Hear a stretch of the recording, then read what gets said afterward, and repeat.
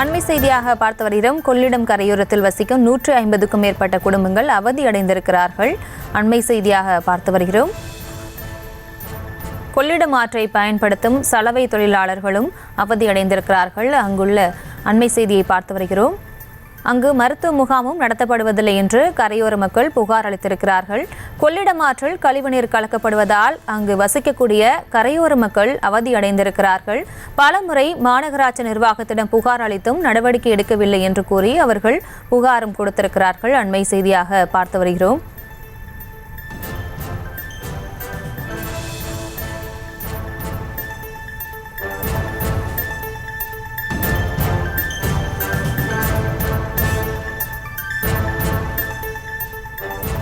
கொள்ளிடம் ஆற்றில் வசிக்கக்கூடிய கரையோர மக்கள் அவதியடைந்திருக்கிறார்கள். அது தொடர்பான அண்மை செய்திகளை பார்த்து வருகிறோம். சார், கொள்ளிடம் ஆற்றில் கரையோர பகுதியில் வசிக்கக்கூடிய மக்கள் அவதியடைந்திருக்கிறார்கள். அது தொடர்பான விவரங்களை வழங்கலாம்.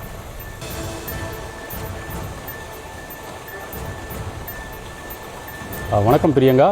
நாம் தற்போது ஸ்ரீரங்கம் சட்டமன்ற தொகுதிக்கு உட்பட்ட கொள்ளிட கரையோரத்தில் அழகிரிபுரம் பகுதியில் உள்ளோம்.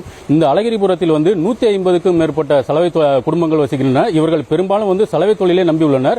ஆனால் இந்த தற்போது இந்த கொள்ளிட ஆற்றில் தான் அவர்கள் இந்த துணிகளை துவைத்து சலவை செய்யும் வேலை ஈடுபட்டு வருகிறார்கள். தற்போது நாம் பார்க்கலாம், இந்த கொள்ளிடம் ஆற்று பகுதியிலே 2 இடங்களே அதாவது அந்த சாக்கடை நீரானது கலக்கிறது. இந்த நீரானது கழிவு நீர் கொண்ட அந்த சாக்கடை நீர் ஸ்ரீரங்கம் சட்டமன்ற தொகுதி, அதாவது ஸ்ரீரங்கத்திலிருந்து இந்த பகுதியில் ராட்சத குழாய் மூலம் சாக்கடை கழிவு நீராக 2 இடங்களில் கலக்கிறது. அதாவது இந்த அழகிரிபுரம் அந்த கிராமத்தில் இருந்து அந்த மேற்கு பகுதியிலே சரியா ஒரு குறைந்த ஒரு 100 மீட்டர் தொலைவிலே 2 இடத்திலே கலக்கிறது. அந்த காட்சியை தான் நாம் தற்போது ஒளிப்பதிவாளர் செபாஸ்டின் காத்துக் கொண்டிருக்கிறார். இந்த நிலையில் இதனை சலவை தொழிலும் பாதிக்கப்படுவதாகவும், அதாவது இந்த பகுதியிலே வசிக்கும் மக்கள் பெரும்பாலும் இந்த அழகிரிபுரத்தை சேர்ந்தவர்கள் அந்த கொள்ளிடம் ஆற்றில் தான் துணியை துவைத்து வேலை பணியில் ஈடுபட்டு வருகிறார்கள். இதனால் சலவை தொழிலும் பெரிதும் பாதிக்கப்படுவதாகவும், மேலும் தாங்கள் வசிக்கும் பகுதியில் குழந்தைகள் முதல் பெரியவர்கள் வரை இந்த ஆற்றில் தான் குளிப்பதால் ஒரு விதமான நோய் பரவுவதாகவும் குற்றம் சாட்டினர். மேலும் கொள்ளிடம் ஆற்று பாலத்தின் மேல் பகுதியில் இருந்து கோழி கழிவுகளையும் அந்த பகுதியில் கொட்டுவதால் ஒரு விதமான துர்நாற்றமும் வீசின என்று கூறினர். இது குறித்து பலமுறை மாநகராட்சி நிர்வாகத்திடமும் மாவட்ட நிர்வாகத்திடமும் மனு அளித்தும் எவ்வித பலனில்லையும் என இப்பகுதி மக்கள் தெரிவிக்கின்றனர்.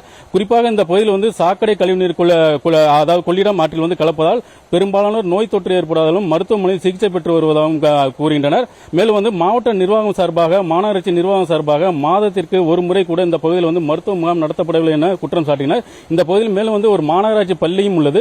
இதனால் இந்த கொள்ளிடம் ஆற்றில் நம்பியிருக்கும் இந்த பகுதி மக்களுக்காக ராட்சத குழாயை புறவழி சாலையான பைப்பா சாலை அருகே குழாய் அமைத்து அந்த பகுதியில் விட வேண்டும் என்று இந்த பகுதி மக்கள் கோரிக்கை வைக்கின்றனர். தற்போது இங்க பார்க்கலாம், இந்த கொள்ளிடம் ஆற்று பகுதியிலே ராட்சத குழாய், அதாவது ஸ்ரீரங்கத்தில் இருந்து ராட்சத குழாய் மூலம் இந்த கழிவு நீரானது இந்த கொள்ளிடம் ஆற்றில் கலக்கிறது. இதனால் இந்த அதிக கொசு உற்பத்தி ஆகும் இடமாகவும் இருக்கிறது. மேலும் இந்த பகுதியில் இவர்கள் துணி துவைக்கும் வேலையை தான், அதாவது இவர்கள் தொழிலே பிரதான தொழில் சலவை தொழில் என்பதால் இவர்கள் இந்த கொள்ளிடம் ஆற்றிலே தான் நம்பி இருக்கிறார்கள். அதனால் இந்த கொள்ளிடம் ஆற்றிலே இவர்கள் இறங்கும் போது இவர்களுக்கு ஒரு விதமான தோல் வியாதிகள் வருகிறது.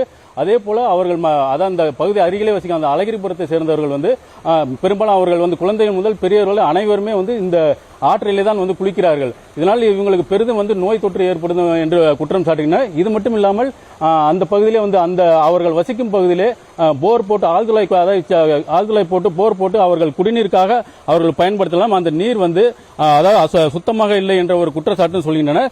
மேலும் இந்த வார்டு பகுதியை சேர்ந்த கவுன்சிலர் மட்டும் இல்லாமல் இந்த கோட்ட தலைவர் உள்ளிட்ட அனைவரிடமே தெரிவித்துள்ளனர் இது குறித்து.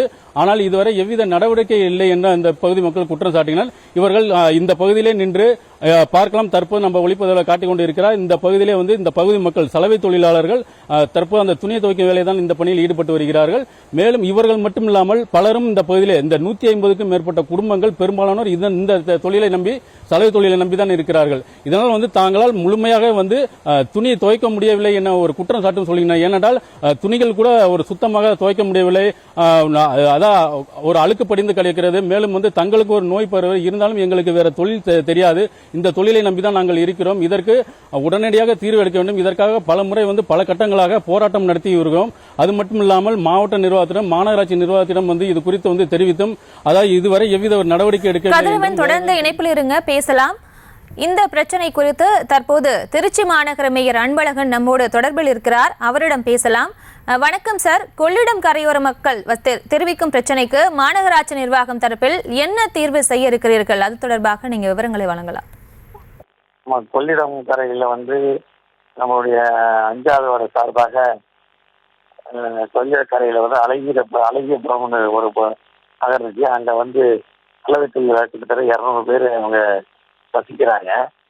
அவங்களுக்கு கொள்ளிடத்தில் தண்ணி வருகிற நேரத்தில் அவருடைய வாழ்வாதார பிரச்சனை காரணமாக அணுகிய நேரத்தில் நாங்கள் வந்து மாவட்ட ஆட்சியர் வந்தீங்கன்னா எங்களுடைய அணிங்கிறது நாங்கள் அவருடைய நகர்ப்புற வளர்ச்சியுடைய வழிகாட்டுதல் பேரில் வந்து கொள்ளிட யாத்திரை நிவாஸ் கைத்தாப்புல விஜயபுரம் இருக்கின்ற அந்த காலியாக இருக்கின்ற இடத்திலே அறநிலையத்திடம் கேட்டு அவர்களுக்கு ஒரு 10,000 சதுரடியை வாங்கி அந்த 10,000 சதுரடியில் 10 தொட்டிகள் 2 ஆழ்குழாய்களை போட்டு அங்கே செய்வதற்காக திட்டம் தீட்டப்பட்டிருக்கின்றது. ஒரு மாத காலத்திற்குள் திட்டம் தீட்டப்பட்டு தந்தை விடப்பட்டு அதை முடித்து தருவதற்காக நாங்கள் முன்னேற்பாடாக செய்து கொண்டிருக்கிறோம். சார், ஏற்கனவே அங்குள்ள மக்கள் வந்து புகார் கொடுத்திருப்பதாக சொல்லியிருக்காங்க. அது குறித்து இன்னும் நீங்க நடவடிக்கை எடுக்கலையா? நம்ம ஏற்கனவே புகார் கொடுத்தல. இப்பதான் இந்த கொள்ளிடத்துல வந்து வெள்ள வர தான் இது மாதிரி பாதிப்பு அவங்களுக்கு ஏற்படுது. புகாரை வந்து இப்பதான் கடந்த ஒரு 15 நாள் 1 மாதத்துக்கு முன்னாடி கொடுத்தாங்க. அந்த 1 மாதத்துக்கு முன்னாடி கொடுத்த நேரத்தில் நாங்கள் போய் இடத்த பார்த்து அந்த இடத்துல வந்து இந்த இடத்துல வரலாம்னு சொல்லி அவங்களிடம் கேட்டு அவங்கள்ட்ட சொல்லியிருக்கோம். அவங்க எஸ்டிமேட் போட்டு ரெடி பண்ணி தராங்கன்னா சரின்னு மக்கள் ஒத்துக்கிட்டாங்க. அது விரைவில் முடிச்சு கொடுத்துருவோம்.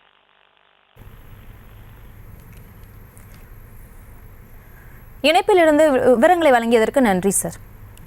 சரி. உங்களுடைய விவரங்களுக்கு நன்றி கதிரவன்.